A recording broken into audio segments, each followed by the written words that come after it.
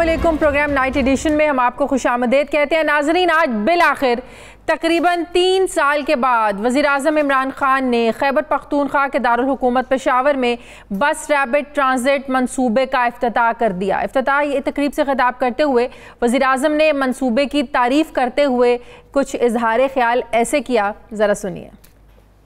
मैं आज ये ख़ास कहना चाहता हूँ कि मुझे इसके ऊपर रिजर्वेशंस थी। परवेज़ खटक को ख़ास खराज तहसीन पेश करना चाहता हूँ, क्योंकि इन्होंने हमें हमेशा कहा कि जब ये प्रोजेक्ट बन जाएगा तो तब तुम्हें पता चलेगा इसकी अहमियत। ये जो बसेस चल रही हैं ये हाइब्रिड हैं, इससे इंशाल्लाह पोल्यूशन में कमी आएगी। और ये जो आपने 10 रुपये टिकट रखा है मिनिमम, और 10 रुपये से जो ऊपर लेके जा रहे हैं 50 रुपये तक, ये हर कोई अफोर्ड कर सकता है। ये सिर्फ एक सड़क नहीं है, 27 किलोमीटर के पूरे शहर को कनेक्ट कर रही है। इब्तदाई तौर पर 27 किलोमीटर रूट पर 128 जदीद एयर कंडीशन बसेस चलाई जाएंगी। BRT मंसूबे को ऑपरेट करने वाली हुकूमती ट्रांस पेशावर कंपनी के चीफ एग्जीक्यूटिव के मुताबिक BRT एक 3rd जनरेशन मंसूबा है। इस मंसूबे के ट्रैक मुकम्मल हैं, ताहम इनको कॉरिडोर से मुल्का शॉपिंग प्लाजा और पार्किंग एरियाज, 3 डिपो और स्टेजिंग की सहूलत अभी तक मुकम्मल नहीं हुई और ताहाल बस रूट्स के चंद जो स्टेशंस हैं उनके साथ मुल्का इन सहूलियात की तामीर और तकमील का काम अभी चल रहा है। जबकि 200 से ज़ायद diesel hybrid air condition buses का बेड़ा जो है ये मरकजी और ऑफ कॉरिडोर रूट्स का हिस्सा जो है इसको कवर करेगा। इस मंसूबे में साइकिल शेयरिंग सिस्टम भी एक बनाया गया है, जबकि वाईफाई और मोबाइल चार्जिंग समेत दीगर काफ़ी ज़्यादा फैसिलिटीज़ इसमें दी गई हैं। तारीख ये बताती है कि पेशावर BRT मंसूबे को अक्टूबर 2017 में शुरू किया गया था। इस मंसूबे को 6 माह में यानी अप्रैल 2018 में मुकम्मल करने का कहा गया था।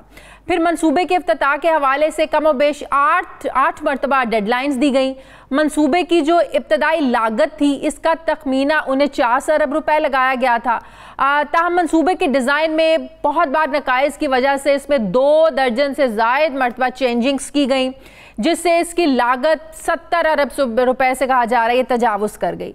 BRT मंसूबे के लिए एशियाई तरक्याती बैंक से आसान शराइत पर कर्जा भी लिया गया है और मंसूबे की लागत का 15% हिस्सा सूबाई हुकूमत ने अदा किया है। हाई कोर्ट के हुक्म पर नैब और FIA ने मंसूबे में बेकायदगियों और बेज़ाब्तगियों की तहकीकात की, लेकिन सूबाई हुकूमत ने इस हवाले से सुप्रीम कोर्ट से हुक्म इम्तनाई लिया था।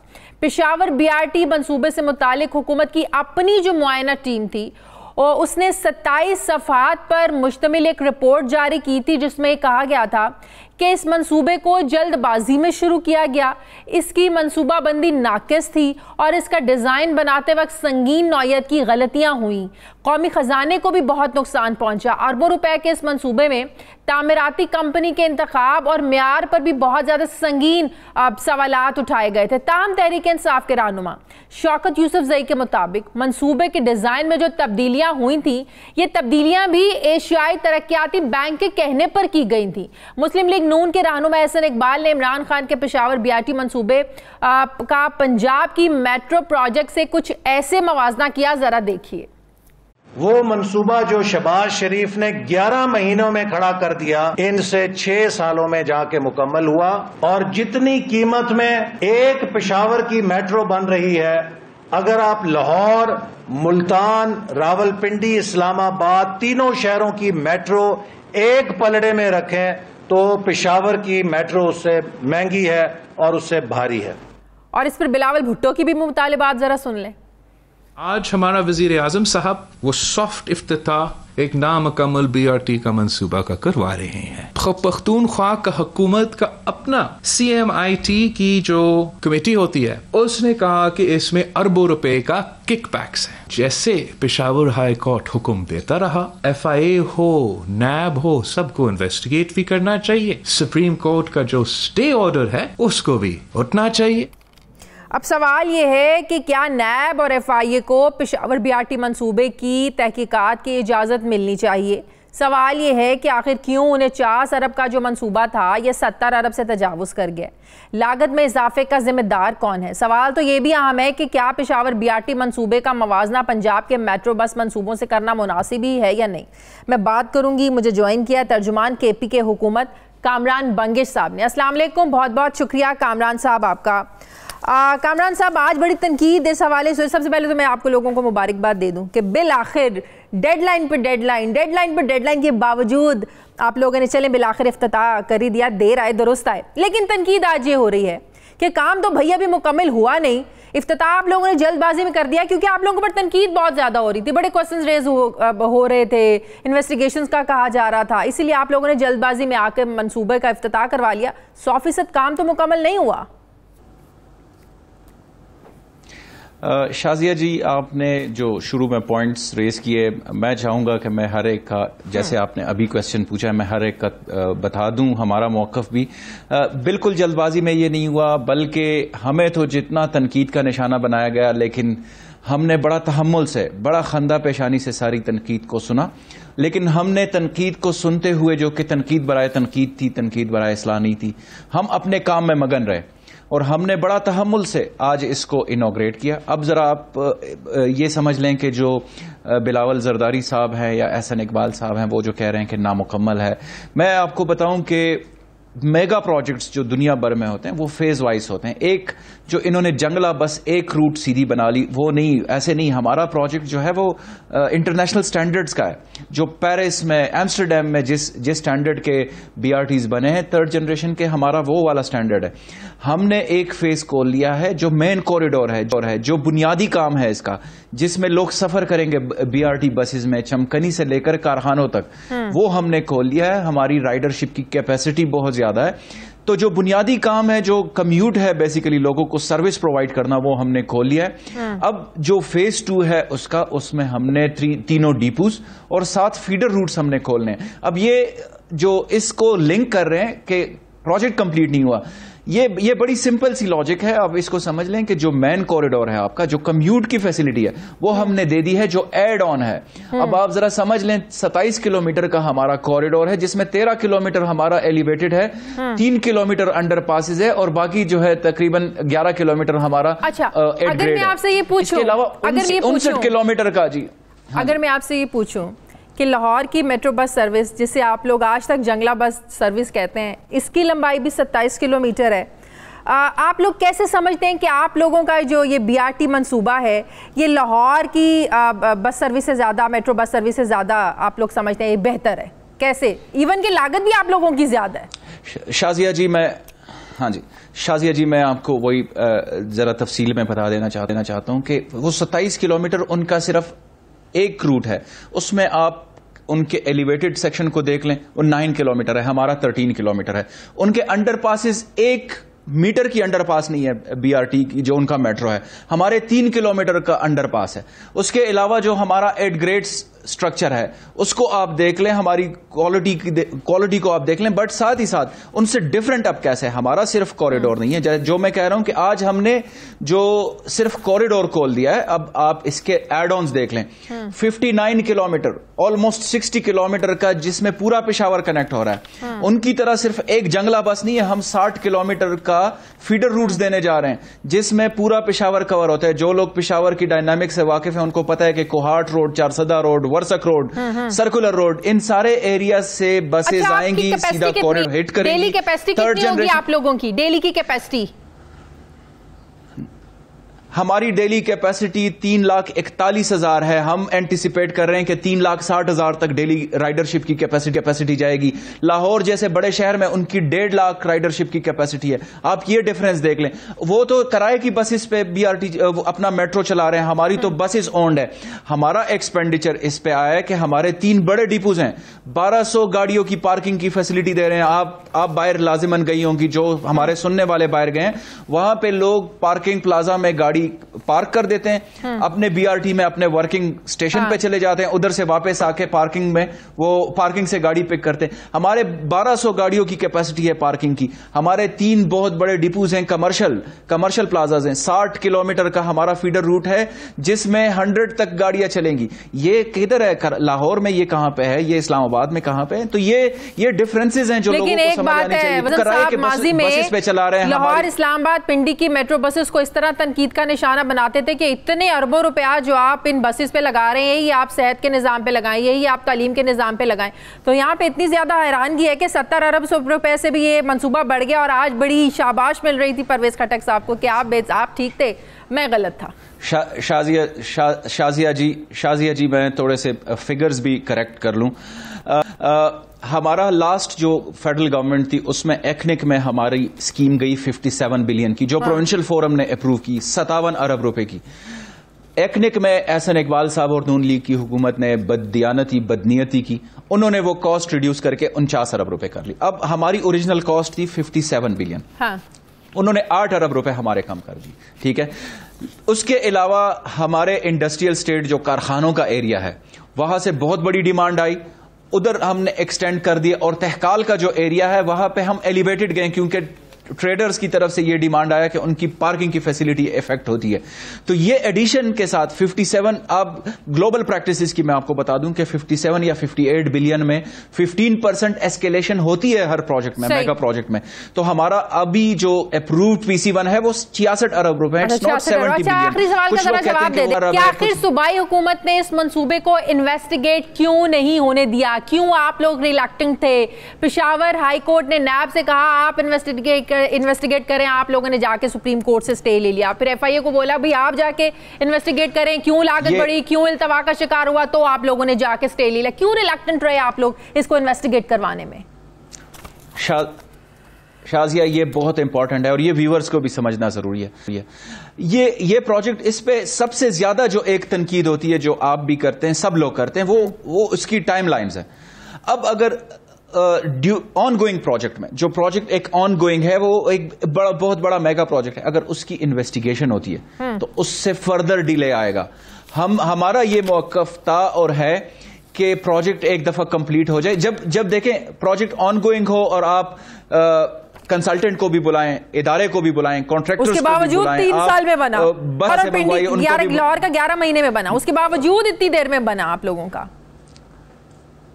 मैं आपको वो भी बताता हूं कि जो इसका ओरिजिनल एशियन, देखिए इसकी सारी चीजें जो है वो एशियन डेवलपमेंट बैंक ने की है, इसकी प्रोक्योरमेंट एशियन डेवलपमेंट बैंक ने की है, इसके कॉन्ट्रैक्टर की हायरिंग उन्होंने की है, इसकी रिक्रूटमेंट उन्होंने की है। खैबर पख्तूनख्वा हुकूमत ने इसको सिर्फ सुपरवाइज किया। जो 3 साल का आप कह रहे हैं, तो 3 साल से कम, एशियन डेवलपमेंट बैंक की अपनी रिपोर्ट है कि वो 2021 जून की बात कर रहे थे। आज जो हमने किया ये हम टाइम से आगे, हमारी एफिशिएंसी है। अब जो खटक साहब ने बात की थी, जिसको आज खान साहब ने, देखें शाजिया, मैं फाइनल एक बात बता देना चाहता हूं, दुनिया के अजीम लीडर, उनमें सबसे बड़ी एक क्वालिटी ह्यूमिलिटी की होती है। खान साहब ने आज इतनी फरागदिली का मुजाहरा किया, उन्होंने कहा कि खान साहब ने कहा कि मैं गलत था। ये देखें ना, ये इतनी बड़ी बात कर दी खान साहब ने और पूरी दुनिया की मीडिया के सामने। खान साहब ने, जैसे आपने कहा कि हेल्थ और एजुकेशन सिस्टम का हमारा बुनियादी मंशूर है, हमने कहा कि हम इंस्टीट्यूशनलाइजेशन पे फोकस करते हैं, पुलिस रिफॉर्म्स लेके आए, हेल्थ एजुकेशन लेजिस्लेशन हम लेकर आए। उसके बाद खटक साहब का यह मौकफ था कि हम पैरेलल में चलाएंगे, इंस्टीट्यूशनलाइजेशन के साथ इंफ्रास्ट्रक्चर के प्रोजेक्ट्स भी करेंगे, और आज खान साहब ने उसको एडमिट किया, तो ये बहुत बड़ी बात है। ठीक है, बहुत बहुत शुक्रिया तर्जुमान KP की हुकूमत कामरान बंगिश साहब हमारे साथ थे। नाज़रीन, मुझे ज्वाइन किया है सीनियर सहाफ़ी तज्ज़ियाकार सलीम साफ़ी साहब ने। अस्सलाम वालेकुम, बहुत बहुत शुक्रिया साफ़ी साहब आपका। साफ़ी साहब, बिलाखिर मुबैना तनाज़ात का शिकार मनसूबा BRT आज इफ्तिताह हो गया, इवन के काम मुकम्मल नहीं हुआ, इसकी लागत भी बहुत ज़्यादा बढ़ गई, 49 अरब रुपया तखमीना लगाया गया था, 70 अरब रुपये तजावुज़ कर गया। आप समझते हैं उसके बावजूद कामयाबी है PTI हुकूमत की? देखिए, इस हद तक तो मैं उसके तामीर की मुबैना तकमील को और उसके इफ्तिताह को वेलकम करूँगा, क्योंकि पिछले 3 सालों में ये प्रोजेक्ट पेशावर के शहरियों के लिए, ताजिरों के लिए और इवन हर तबके के लिए एक बड़ा अजाब बन गया था। आज आपने जिस तरह इमरान खान साहब ने अपनी तकरीर में भी कहा कि पेशावर बेसिकली ये एक मेन आर्टरी है जो कि चमकनी से शुरू होकर जमरोद तक जाता है, तो तमाम कारोबार भी इसी GT रोड के दोनों तरफ फैला हुआ था। और आप अंदाज़ा नहीं लगा सकती कि पिछले 3 सालों के दौरान वो कारोबार कितना मुतासिर हुआ। कई सारे लोग वो अपने कारोबार यहाँ से शिफ्ट करके वो रिंग रोड पे या बाहर के इलाकों में चले गए। और वहाँ के ताजिरों को और दुकानदारों को अरबों खरबों रुपए का एक तो नुकसान हो गया। तो बहरहाल उसकी तकमील से वो जो अजाब था शायद किसी हद तक लोगों को उससे निजात मिल जाए, तो इस लिहाज से तो वो खुशाइंद है। दूसरा देखें, हम तनकीद क्यों कर रहे थे? हम तनकीद एक तो इस बुनियाद पे कर रहे थे कि इमरान खान साहब मेगा प्रोजेक्ट्स के शदीद मुखालिफ थे। बिल्कुल। और हम जैसे तालिब इल्म भी मसलन लाहौर के मेट्रो पे और ऑरेंज ट्रेन पे इसलिए मोतरज़ थे कि इसकी बजाय आम आदमी को और उनकी ज़िंदगी बेहतर बनाने पे और तालीम और सेहत और इस तरह की चीज़ों पे हमें फोकस करना चाहिए। तो अब देखिए, लाहौर और कराची वो तो बहुत बड़े शहर हैं और वहाँ पे शायद कोई मुतबादिल मौजूद भी नहीं थे, लेकिन पेशावर में बीआरटी जैसे मेगा प्रोजेक्ट के मुतबादिल मौजूद थे। मसलन अगर आप रिंग रोड को मुकम्मल कर लेते, जो पहले से रेल की पटरी गई हुई है लंडी कोतल तक, अगर उससे पैरेलल आप एक और सड़क बना देते तो आपके ख्याल में पेशावर जैसे शहर में इसकी जरूरत नहीं थी इस मंसूबे की? जी बिल्कुल। जिस वक्त इसको शुरू कर रहे थे तो उस वक्त हमारी तनकीद इस बुनियाद पे थी और मेरे शायद कालम भी रिकॉर्ड पे हैं कि मैंने इसके ये मुतबादिल भी, और ये मैंने नहीं, मसलन जो सरदार मेहताब वजीर आला थे तो उस वक्त ये रेलवे ट्रैक के साथ पैरेलल एक, क्योंकि जिस तरह जीटी रोड पूरे शहर से होके गुजरता है इसी तरह वो रेलवे ट्रैक भी पूरे शहर से होके गुजरता है, तो उस वक्त इसकी एक रफ सी फिजिबिलिटी भी बनी हुई थी। और फिर आपके साथ रिंग रोड, ये पेशावर का रिंग रोड शायद दुनिया का वाहिद रिंग रोड है कि जिसके 3 सेक्शन वो मुकम्मल हुए हैं और 1 सेक्शन बाकी था। तो अगर आप उस 1 सेक्शन को चंद बिलियन से मुकम्मल कर लेते तो जो शहर के अंदर से ट्रैफिक का दबाव था वो भी खत्म हो जाता और फिर ये जिस अजाब से लोग गुजरे तो उस अजाब से भी ना गुजरते। फिर आप देखें कि खैबर पख्तूनख्वा बहुत छोटा सूबा है, उसके एजुकेशन और हेल्थ का सालाना बजट भी वो 10-20 अरब रुपए होता है। अब वहाँ पे आपने एशियन डेवलपमेंट बैंक से लोन लेके, अभी आप देखें कि एक तरफ तो ये कि इस लोन को भी फिर इस खैबर पख्तूनख्वा। सलीम साहब, आप क्या समझते हैं कि सूबाई हुकूमत इनकी क्यों रिलक्टेंट थी कि इस मंसूबे को इन्वेस्टिगेट ना किया जाए? आप भी जानते हैं कि पेशावर हाई कोर्ट ने नैब से भी कहा, FIA से भी कहा, लेकिन सूबाई हुकूमत ने जाके सुप्रीम कोर्ट से स्टे ले लिया। क्यों रिलक्टेंट थे ये लोग कि इस मंसूबे को इन्वेस्टिगेट ना किया जाए?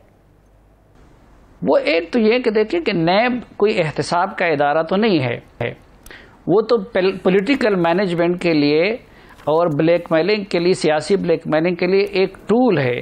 तो उसी नैब के जरिए उसको इस्तेमाल करके ये तब्दीली लाई गई है और अभी उसी नैब को इस्तेमाल करके इस तब्दीली को बचाया जा रहा है। अभी आपने खुद इसकी मिसाल दे दी कि देखें कि ये एक ऐसा प्रोजेक्ट कि जिसके बारे में खुद उस PTI की हुकूमत के वज़ीर आला का इंस्पेक्शन टीम ने वो रिपोर्ट दे दी, जिसका खुद पेशावर हाई कोर्ट ने नोटिस ले लिया, लेकिन इधर वो उस पर स्टे लेते रहे। यही वजह है कि, और ये तो मैं आपको बताऊं कि पेशावर BRT का जिक्र तो बहुत है, लेकिन अगर वहाँ के बिलियन ट्री सुनामी को देखा जाएगा तो मैं आपको यकीन से कह सकता हूँ कि ये प्रोजेक्ट या इसी तरह के दीगर प्रोजेक्ट्स को लोग भूलेंगे। अब उसका भी नैब कोई नोटिस नहीं ले रहा है, तो वो जब तक इमरान खान साहब और PTI की ये हैसियत है तो नैब तो इसका इस तरह की चीजों का कोई नोटिस नहीं लेगी। ठीक है, सीनियर साफी तज्जियाकार सलीम साफी साहब मेरे साथ थे, बहुत शुक्रिया आपका। नाज़रीन, मुझे प्रोग्राम में एक ब्रेक लेनी है, वापस आते हैं एक छोटे से वक्फे के बाद।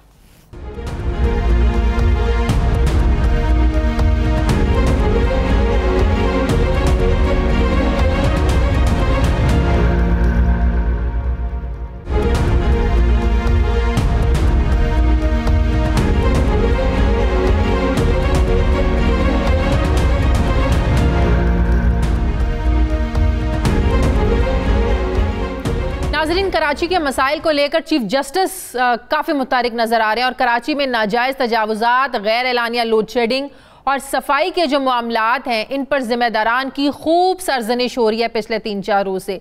गुज़श्ता रोज की समात में भी कराची के नालों की सफाई का हुक्म एनडीएमए को दिया था, तो आज वफाक से कराची में लोड शेडिंग को खत्म करने का प्लान मांगा है और 2 हफ्तों में रिपोर्ट भी तलब की है। सुप्रीम कोर्ट की कराची रजिस्ट्री में गैर एलानिया लोड शेडिंग और करंट लगने से हलाकतों के मुतालिक समात के आगाज पर ही चीफ जस्टिस का यह कहना था कि आधा कराची बिजली से महरूम है और वहां बिजली नहीं होती। ये कौन होते हैं बिजली को बंद करने वाले? चीफ जस्टिस ने कहा कि परसों इन्हें कहा था और कल उन्होंने आधे कराची में बिजली बंद कर दी। इनका दिमाग तो ठीक है। दौरान समात के इलेक्ट्रिक की जानिब से पेश की गई रिपोर्ट में यह बताया गया कि कराची के 75% इलाकों में जीरो लोड शेडिंग हो रही है। इस पर चीफ जस्टिस ने कहा कि दिल्ली कॉलोनी, महमूदाबाद, डिफेंस में कल वक्फे से 5 से 6 घंटों के लिए बिजली बंद थी।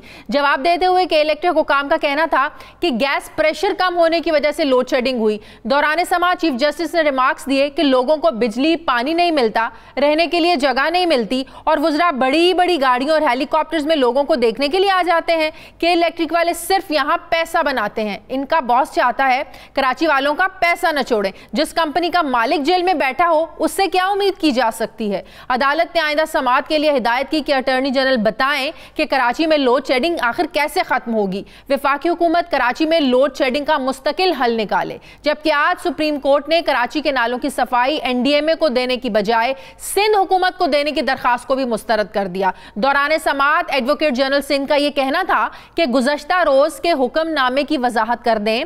एनडीएमए से नाले साफ कराने से हुकूमत सिंध तो मुकम्मल आउट हो गई है। इस पर चीफ जस्टिस ने कहा तो अब आपको फिक्र हो रही है? कल तो किसी ने नहीं कहा कि कराची में बड़ा काम हो रहा है, नाले साफ कर दिए हैं। जस्टिस एजाजुल एहसन ने कहा कि एनडीएमए नाले साफ कर देगा तो आपको क्या मसला है? एनडीएमए कोई जापान का इदारा तो नहीं है, पाकिस्तान का इदारा है। अदालत में सिंध हुकूमत ने एनडीएमए से नालों की सफाई वापस लेने की दरखास्त दी, लेकिन प्रेस कॉन्फ्रेंस करते हुए बिलावल भुट्टो का कहना था कि हम एनडीएमए को कराची में खुशामदेद कहते हैं। बिलावल भुट्टो ने कहा कि सारे मसाइल की जड़ ही एनएफसी का हिस्सा मुसलसल नहीं मिलने का आज ये नतीजा है। आज तक किसी सूबे को इसका हिस्सा नहीं दिया गया, हक नहीं दिया गया। जबकि आज वज़ीर आज़म ने गवर्नर सिंध इमरान इस्माइल और वज़ीर कानून फ़रूक नसीम से मुलाकात में कहा कि कराची के अवाम की मुश्किलात का एहसास है, शहर को हम ऐसे तनहा नहीं छोड़ेंगे। मैं बात करूंगी, मुझे ज्वाइन किया है सीनियर सहाफ़ी तज्ज़ियाकार मज़हर अब्बास साहब ने। अस्सलाम वालेकुम, बहुत बहुत शुक्रिया मज़हर अब्बास साहब आपका। मज़हर अब्बास साहब, आप भी जानते हैं कि पिछले 3-4 दिनों से सुप्रीम कोर्ट कराची की हालत ज़ार को लेकर सूबाई हुकूमत पर काफ़ी ज़्यादा बरहमी का इजहार हो रहा है, बड़ी उनकी सरजनिश हो रही है। इवन कि अटॉर्नी जनरल ने भी ये कल बात कह दी कि वफाकी हुकूमत कराची के वाले से बड़ा संजीदगी से ना कानूनी आईनी ऑप्शन पर गौर कर रही है। मेरा सवाल ये है कि आखिर वफाकी हुकूमत कर क्या सकती है, कैसे इंटरफेयर कर सकती है? क्या आर्टिकल 149 ही कराची के मसाइल का हल है? 2 अस्पताल इनको कहा कि आप लोग टेक ओवर करें, उनको देखें, ये वो कर नहीं सके, 162 अरब का पैकेज दे नहीं सके, तो कैसे एक विफाक कराची के मामलात संभाल सकता है? मज़हर साहब।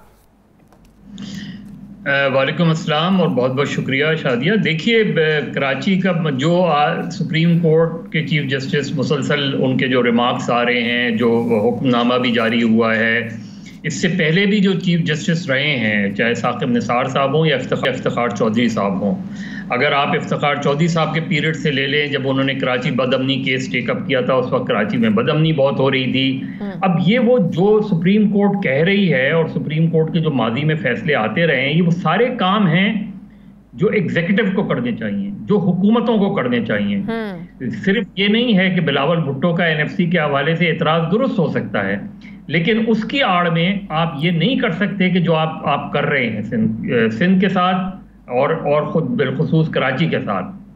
दूसरे ये कि बाद अकात अभी हमारे कुछ दोस्तों से भी बात हो रही थी, रिपोर्टेड रिमार्क्स हैं, इसलिए मैं उस पर वो नहीं कर सकता कि वो रिमार्क्स वाकई आए हैं या नहीं आए हैं।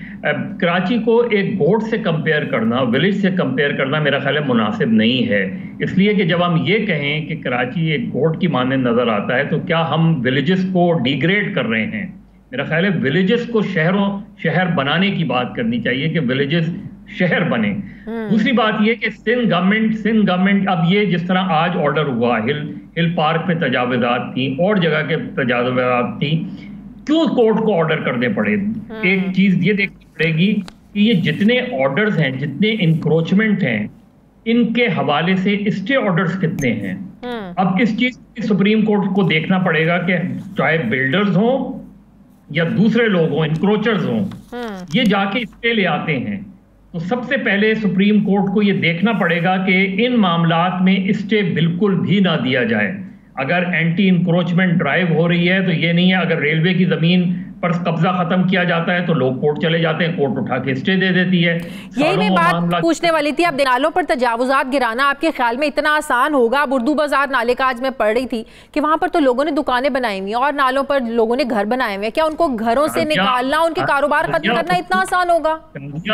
शादिया, उर्दू बाजार नहीं, सुप्रीम कोर्ट कराची रजिस्ट्री के बराबर बिल्कुल मिली हुई जो पार्किंग लॉट है, और उसके सामने की जो पार्किंग लॉट है, और उसके दाएं तरफ जो शाइन कॉम्प्लेक्स के ऑपोजिट पार्किंग लॉट है, ये सब नालों पे बनी हुई हैं।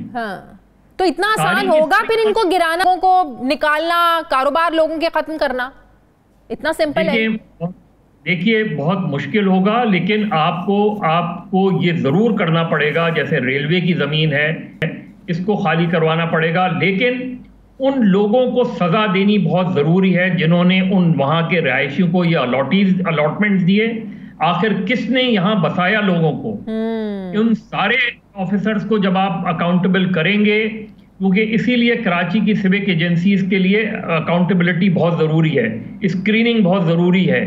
लेकिन वजीर आजम को चाहिए कि कराची आके पहले बैठें। सिर्फ आर्टिकल 149 या 18वीं आर्टिकल 140 ये मसले के हल नहीं हैं।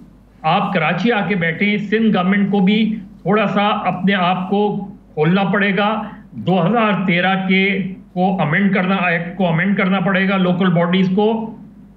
जब तक आप मकामी हुकूमतों को एम्पावर नहीं करेंगे, ये मैं बारहा कह रहा हूं, जब तक आप मकामी हुकूमतों को फाइनेंशियल और पॉलिटिकल पावर्स नहीं देंगे, मामलात मुस्तकिल तौर पे हल नहीं हो सकते। नाले साफ करके एनडीए में चली जाएगी, बहुत अच्छी बात, ये में भी हमारा ही इदारा है अगर वो आपका काम करते हैं, लेकिन ये आपका काम था। लेकिन ये मुस्तकिल हल तो नहीं, दूसरे इदारों को जो आपका काम है आप दूसरे इदारों को काम देते रहें। एक और बात के इलेक्ट्रिक मजहर अब्बास जी, शादिया, मुस्तकिल हल जो है वो यही है कि आप मकामी हुकूमतों को इतनी पावर्स दें जो सारे उनकी मैनिफेस्टोज में मौजूद हैं।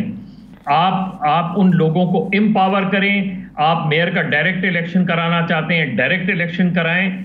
जब तक आप इन चीजों को एड्रेस नहीं करेंगे, आप ये जो सारी चीजें ये एडहॉकिज्म हैं, ये एडहॉकिज्म के तरीके से अगर आप चलेंगे तो मसला हल नहीं होगा, वापस वही का वही मसला वहीं का वहीं खड़ा हो जाएगा। और मजहर अब्बास साहब, ये कह कि कारकर्दगी जो नाकिस बुरी कारकर्दगी, ये कोई आज का मसला तो नहीं है। हर साल ऐसे ही लोड शेडिंग होती है, हर साल लोग ऐसे करंट लगने से मरते हैं। चीफ जस्टिस साहब ने आज बिल्कुल सही कहा कि जो डिफॉल्टर कंपनी है जिसका मालिक जेल में बैठा है, वो कैसे दूसरों के जो है ना मफादात का तहफ़्फ़ुज़ कर सकता है? वो तो वाकई चाहेगा कि लोगों का पैसा ना छोड़ो।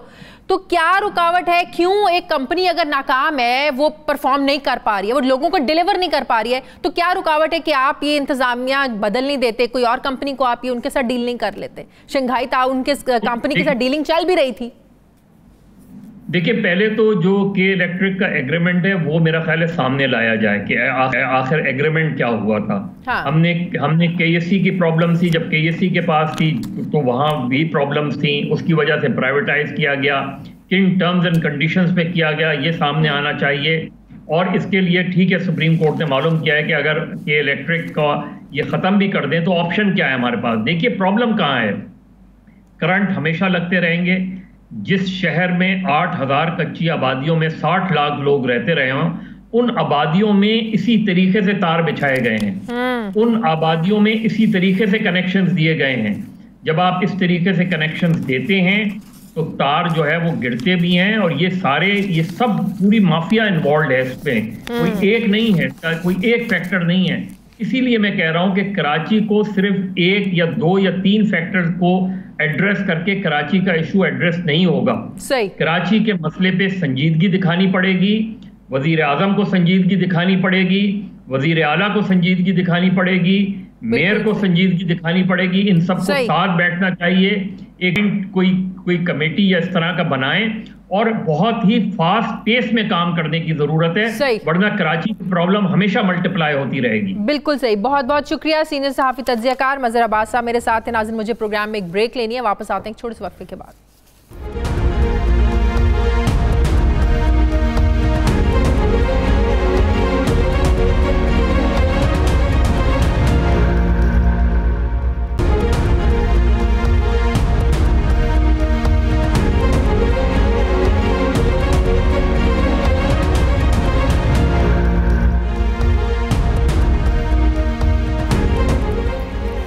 पाकिस्तान के निजी स्कूलों में इस वक्त लोकल और कैम्ब्रिज इंटरनेशनल दो निज़ाम में तालीम जो है ना वो चल रहे हैं। लोकल सिस्टम के मुकाबले में कैम्ब्रिज सिस्टम अपने निसाब और दीगर फ़वाइद के साथ कैम्ब्रिज का इम्तहान पास करने वाले तलबा को अमरीका में, यूरोप और मिडल ईस्ट की मशहूर जो यूनिवर्सिटीज़ हैं उनमें दाखिले की ऑफ़र्स होती हैं और उन्हें दुनिया की मशहूर तरीन यूनिवर्सिटीज़ में आसानी से एडमिशन मिल भी जाते हैं। इस लिहाज से कैम्ब्रिज सिस्टम जो है ये बैरून मुल्क जाकर तालीम हासिल करने वाले जो स्टूडेंट्स हैं उनके लिए बहुत ज़्यादा अट्रैक्टिव है ये। ताहम 2 रोज़ पहले कैम्ब्रिज असेसमेंट इंटरनेशनल एजुकेशन की जानिब से ए और ओ लेवल्स के नताइज के ऐलान पर पाकिस्तानी तलबा और वालिदैन शदीद मायूसी का इजहार कर रहे हैं। पाकिस्तान के मुतादिद ओ और ए लेवल्स के स्कूलों ने उनके जो रिजल्ट्स हैं उनको मानने से इनकार कर दिया। उनका कहना है कि ओ और ए लेवल के बच्चों को उनकी गुज़श्ता 3 साला कारकर्दगी की बुनियाद पर प्रोसेस करके ग्रेड्स दिए गए हैं और उनके ग्रेड्स को मज़ीद कम कर दिया गया है। लिहाजा तलबा का अपने ग्रेड्स में बेहतरी के मुतालबे के साथ ये कहना है कि उनके ग्रेड्स इस कदर कम हैं कि कोई मेडिकल कॉलेज या यूनिवर्सिटी उन्हें दाखिला नहीं देगी। कैम्ब्रिज इंटरनेशनल ने अपने नताइज में कोरोना वायरस और लॉकडाउन की वजह से इम्तिहानात के बगैर बराह रास्त ग्रेडिंग की। कैम्ब्रिज इंटरनेशनल ने टीचर्स को स्टूडेंट्स के एकेडमिक शवाहिद जैसे कि फर्जी इम्तिहानात, मुकम्मल या नामुकम्मल कोर्स वर्क और असाइनमेंट्स वगैरह, इसको बुनियाद बनाकर इस पर नताइज तैयार करने का कहा था और टीचर से स्टूडेंट्स की रैंकिंग भी तलब की थी। मगर अब दुनिया भर के कैम्ब्रिज इंटरनेशनल के तहत चलने वाले स्कूल्स और कॉलेजेस का ये कहना है कि उनके जारी शवाहिद के बरखिलाफ जो स्टूडेंट्स के बारे में रैंकिंग दी गई थी उसके बरखिलाफ उनके स्टूडेंट्स के ग्रेड गिराए गए।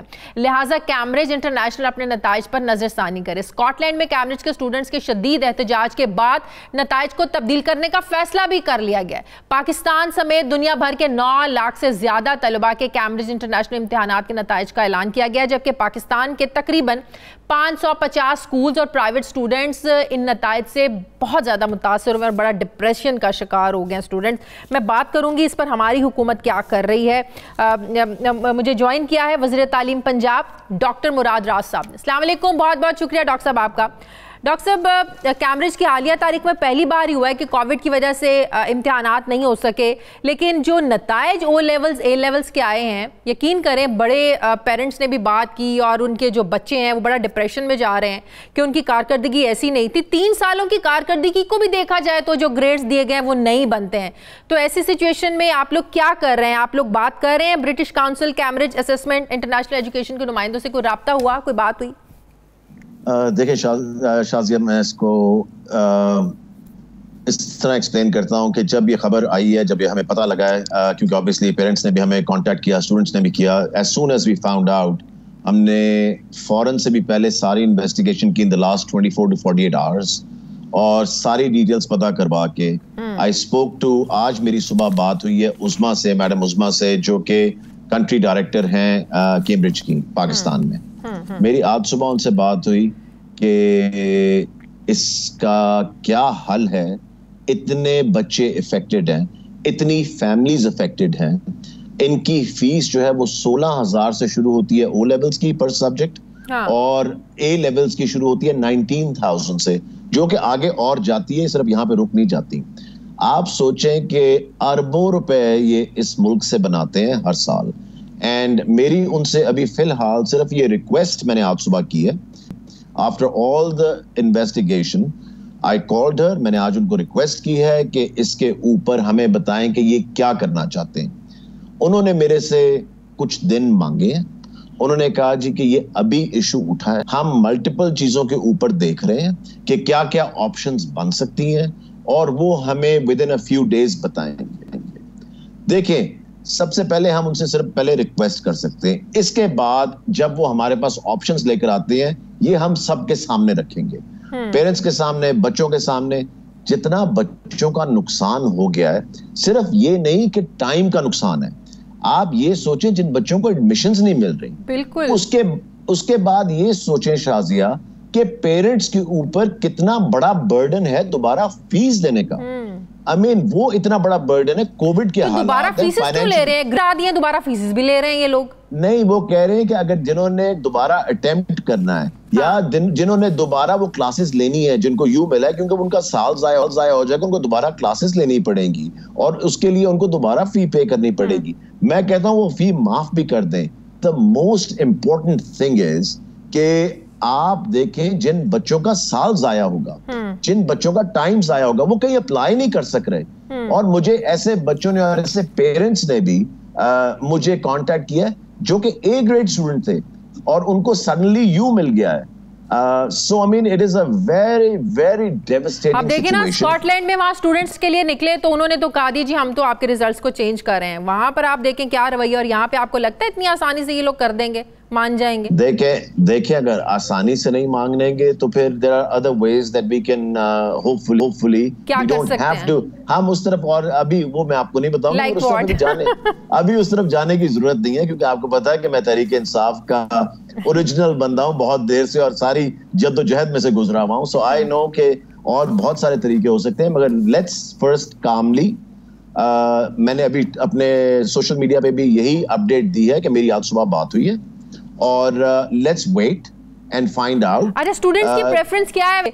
वो अपना साल ज़ाहिर कोई ज़ाया तो नहीं करना चाहता, कुछ ऐसे स्टूडेंट्स होंगे वो दोबारा एग्जाम्स देना चाहते हैं फीस दे के? देखिए नहीं शाजिया, किस तरह 2 महीने के अंदर एग्जाम दे सकते हैं आप? आई मीन इस वक्त देखें कि जो हालात हैं विद इन 2 मंथ्स ये किस तरह आप इसको आई मीन आप उनके कहीं जी सितंबर अक्टूबर में आप एग्जाम दे दें, यू नो सारे कोर्स का, इस तरह नहीं हो सकता एकदम। It's very difficult. सो इसलिए लेट्स वेट पीसफुली, पेशेंट, जरा पेशेंट होके थोड़ा सा। इन अ फ्यू डेज सारी सिचुएशन सामने आ जाएगी। जैसे ही सामने आती है कैम्ब्रिज की तरफ से, we will take steps accordingly। क्योंकि देखिए एक चीज उन्होंने बताई, एक चीज उन्होंने कहा है जी कि जो मेरी आज सुबह बात हुई, उन्होंने कहा जी कि स्कूल जो है वो अपील कर सकता है, इंडिविजुअल नहीं कर सकता। मैंने कहा दिस इज एब्सोल्युटली रॉन्ग।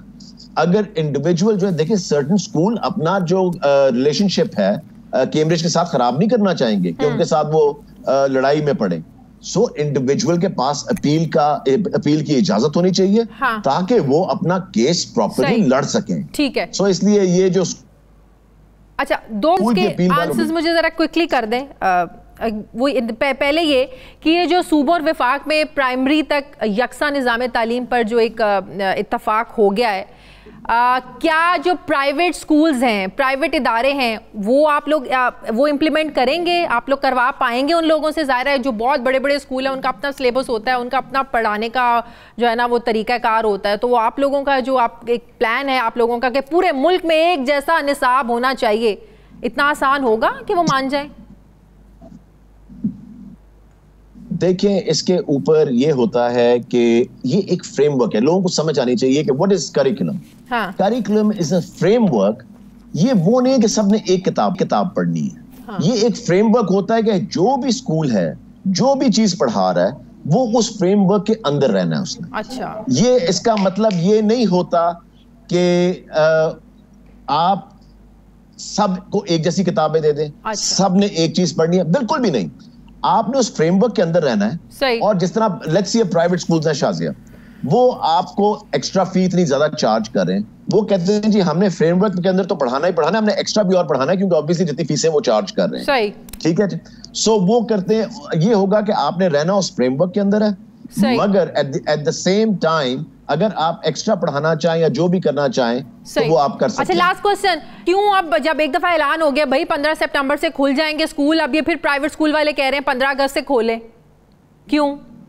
कोई चक्कर नहीं है, बिल्कुल जो स्कूल खोलेगा उसका स्कूल सील कर दिया जाएगा, एज सिंपल एज दैट। बहुत बहुत शुक्रिया। सूबाई वज़ीर तालीम डॉक्टर मुराद राज साहब मेरे साथ थे। नाज़रीन, हमारे आज के प्रोग्राम का एडिटोरियल। नाज़रीन, अब से 1 घंटे के बाद पाकिस्तान के 74वें यौम आज़ादी का आगाज़ होगा। हमारी तरफ से आप सबको जश्न आज़ादी की खुशियाँ मुबारक हों। हम दुआ करते हैं कि हमारा मुल्क ऐसे ही शाद रहे, आबाद रहे और दिन दुगनी रात चुगनी तरक्की करे। नाज़रीन, ये था हमारा आज का प्रोग्राम के लिए आप हमें फीडबैक ज़रूर दीजिएगा। अपना ख्याल रखिएगा। मुझे इजाज़त दीजिए। अल्लाह हाफ़िज़।